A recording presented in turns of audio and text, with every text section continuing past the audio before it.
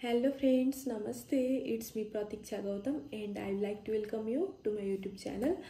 आज चाहिँ मैले मेरो च्यानलमा भ्यारिएबल कस्टिङ अनि त्यहाँ पछाडी एब्जर्प्सन कस्टिङको चाहिँ भिडियो लिएर आएको छु र एउटा न्यूमेरिकल लिएर आएको छु र त्यो न्यूमेरिकल सुरु गर्नु भन्दा अगाडि चाहिँ let me discuss about the variable and the absorption costing. Variable costing भनेको चाहिँ यस्तो method of the inventory costing हो हैन, जहाँ चाहिँ in which all the variable manufacturing overheads are included in material cost. भनेको अल द म्यानुफ्याक्चरिङ ओभरहेड्सहरु चाहिँ इन मेटेरियल कस्टमा चाहिँ के छन्, इन्क्लुडेड हुन्छन्, तर अल द फिक्स्ड म्यानुफ्याक्चरिङ ओभरहेडहरु चाहिँ एक्सक्लुडेड हुन्छन् है भ्यारिएबल कस्टिङमा। र अर्को एब्जर्प्सन कस्टिङ छ। एब्जर्प्सन कस्टिङ भनेको चाहिँ यस्तो टाइपको मेथड हो जहाँ चाहिँ अल द म्यानुफ्याक्चरिङ कस्टहरु चाहिँ इन्क्लुड हुन्छन्, प्रोडक्ट कस्टमा चाहिँ अल द म्यानुफ्याक्चरिङ कस्टहरु इन्क्लुड हुन्छन् भने त्यसलाई चाहिँ एब्जर्प्सन कस्टिङ भनेर भनिन्छ है। र अब हामीसँग चाहिँ एउटा न्यूमेरिकल छ। यहाँ न्यूमेरिकलमा च्यान कम्पनीको डाटा देख 1998 को, अनि त्यसमा चाहिँ सेल्स छ हामीसँग 12,000 युनिट्स $17 इच छ, अनि एक्चुअल प्रोडक्सन चाहिँ 15,000 units, expected volume of the production 18,000 units, अनि भ्यारिएबल र फिक्स म्यानुफ्याक्चरिङ कस्ट छ 1,05,000 र 63,000 र नन म्यानुफ्याक्चरिङ कस्ट इन्कर्ड पनि छ हामीसँग भ्यारिएबल 24,000 र फिक्स चाहिँ 18,000। र हाम्रो रिक्वायरमेन्ट्स भनेको चाहिँ अपरेटिङ इन्कम थाहा पाउने केबाट, भ्यारिएबल कस्टिङ एप्रोच र एब्जर्प्सन कस्टिङ एप्रोचबाट चाहिँ के थाहा पाउने भन्दा अपरेटिङ इन्कम थाहा पाउनु पर्ने छ है हामीलाई।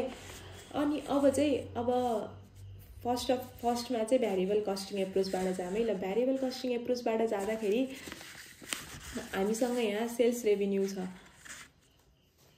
फर्स्टमा चाहिँ अब इन्कम स्टेटमेन्ट बनाउनु पर्यो। सेल्स रेभिन्यू हामीसँग 12,000 युनिट्सको के छ, सेल गर्ने कति रुपियाँमा, कतिमा $17 भने पछाडि 12,000 × 17 गर्दाखेरि चाहिँ 2,04,000 भयो हैन। अनि अब चाहिँ भ्यारिएबलमा के भनेको, भ्यारिएबल म्यानुफ्याक्चरिङ कस्टहरु चाहिँ इन्क्लुड गर्ने भनेको ओभरहेडहरु भने पछाडि अब के गर्न पर्यो, भ्यारिएबल म्यानुफ्याक्चरिङ कस्ट चाहिँ कति राख्न पर्यो, 15,000 हामीसँग गिभनै छ। कति छ भ्यारिएबल म्यानुफ्याक्चरिङ कस्ट भनेर 1,05,000 त हामीसँग यहाँ गिभन नै छ है। अनि त्यहाँ पछाडि अब 1,05,000 भयो, अनि यो चाहिँ कसरी आएको 1,05,000 थाहा छ, 1,05,000 / 15,000 गर्दाखेरि 7 आउँछ हो, त्यही भएर 15,000 × 7 गर्दाखेरि चाहिँ 1,05,000 आएको है भ्यारिएबल म्यानुफ्याक्चरिङ कस्ट भयो।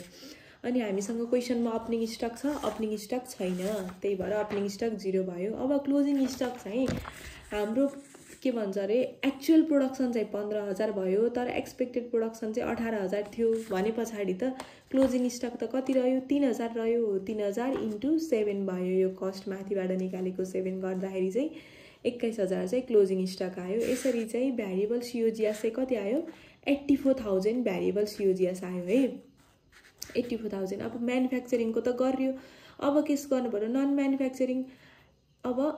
म्यानुफ्याक्चरिङ भ्यारिएबल कस्टलाई पनि एड गर्न पर्यो। भनेको अब हामीसँग नन म्यानुफ्याक्चरिङ भ्यारिएबल कस्ट चाहिँ कति गिभन दिएछ हामीलाई, 24,000 दिएछ। यो 24,000 कसरी आएको थाहा छ, 24,000 चाहिँ यहाँ हामीलाई त नन म्यानुफ्याक्चरिङ गर्दा त केलाई इन्क्लुड गर्न पर्यो, सेल्सको युनिटलाई इन्क्लुड गर्न पर्यो नि, 12,000 हो, त्यही भएर 24,000 / 12,000 गरेर 2 आएको, त्यही भएर यो चाहिँ 12,000 × 2 गरेर 24,000 आएको है। र टोटल भ्यारिएबल कस्ट चाहिँ हामीसँग 1,08,000 टोटल भ्यारिएबल कस्ट भयो भनेको manufacturing as well as non manufacturing गरेर।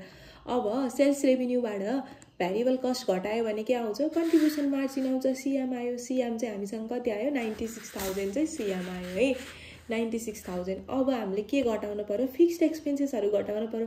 हामीलाई फिक्स्ड एक्सपेन्सेस चाहिँ क्वेसनमा के गिभन दिएछ, भ्यारिएबलको पनि म्यानुफ्याक्चरिङको फिक्स्ड प्लस नन म्यानुफ्याक्चरिङको फिक्स्ड दिएछ भने पछाडि फिक्स्ड एक्सपेन्सेस चाहिँ के भयो, म्यानुफ्याक्चरिङको 63,000, नन म्यानुफ्याक्चरिङको 18,000 गरेर 81,000 आयो हो। अब यसरी चाहिँ अब के आयो, अपरेटिङ प्रॉफिट चाहिँ 15,000 चाहिँ अपरेटिङ प्रॉफिट आयो है, 15,000 चाहिँ अपरेटिङ प्रॉफिट आयो केबाट, भ्यारिएबल कस्टिङ एप्रोचबाट हो। अब यसरी चाहिँ हामीले के बुझ्न सक्यो भन्दा भ्यारिएबल कस्टिङ एप्रोचमा चाहिँ अपरेटिङ प्रॉफिट कसरी निकाल्ने भन्दा सेल्स रेभिन्यू भयो, त्यसमा चाहिँ के भन्छ अरे भ्यारिएबल म्यानुफ्याक्चरिङ कस्ट भयो अनि ओपनिङ स्टक जोडेर क्लोजिङ घटाएर अनि variable manufacturing as well as variable non म्यानुफ्याक्चरिङलाई चाहिँ यही नै एडजस्ट गरिन्छ है भ्यारिएबल कस्टिङमा मेजर कुरा चाहिँ यो र अनि फिक्सलाई चाहिँ छुट्टै तल फेरि कन्ट्रिब्युसन मार्जिन निकालिसके पछाडि म्यानुफ्याक्चरिङ फिक्स र नन म्यानुफ्याक्चरिङ फिक्स भनेर चाहिँ निकालिन्छ केमा यसरी चाहिँ अपरेटिङ प्रॉफिट निकालिन्छ भ्यारिएबल कस्टिङमा है।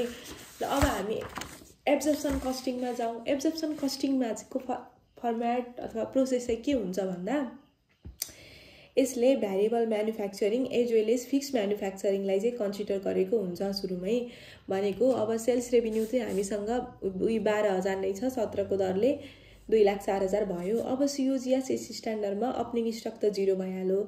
अब कस्ट अफ गुड्स सोल्ड अघि त्यहाँ भ्यारिएबलको मात्र गरेको थियौँ नि त भ्यारिएबल कस्टिङमा, यहाँ चाहिँ cost of goods manufacture at standard भनेको चाहिँ variable manufacturing as well as fixed म्यानुफ्याक्चरिङलाई पनि इन्क्लुड गर्नुपर्छ। अब भ्यारिएबल म्यानुफ्याक्चरिङ त अगाडि नै निकालेको हामीले गिभनै दिएछ 1,05,000 भयो।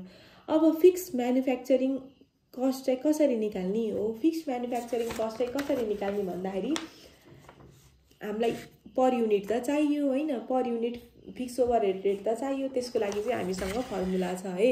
हो यहाँ अब वर्किङ नोटमा चाहिँ गरेछ calculation of the fix overhead rate यसको फर्मुला भनेको manufacturing fixed cost by planned manufacturing units भनेको 63,000 बाई 18,000 63,000 हामीसँग गिभन छ म्यानुफ्याक्चरिङ कस्ट भयो र प्लान्ड म्यानुफ्याक्चरिङ युनिट चाहिँ कति हो 18,000 चाहिँ प्लान्ट म्यानुफ्याक्चरिङ युनिट्स हो। यसरी चाहिँ हामीले के निकाल्यौँ एफओआर आयो। अब एफओआर आइसके पछाडि त हाम्रो 15,000 युनिट छ एक्चुअलमा कस्ट कति लाग्यो इन्टु 3.5 गर्दा 52,500 चाहिँ फिक्स्ड म्यानुफ्याक्चरिङ लाग्यो हो। अब टोटल चाहिँ कति लाग्यो भ्यारिएबलको प्लस फिक्स्डको जोड्ने अनि त्यसमा चाहिँ क्लोजिङ स्टक घटाउने। क्लोजिङ स्टक त अघिको 3,000 युनिट्स भइहाल्यो।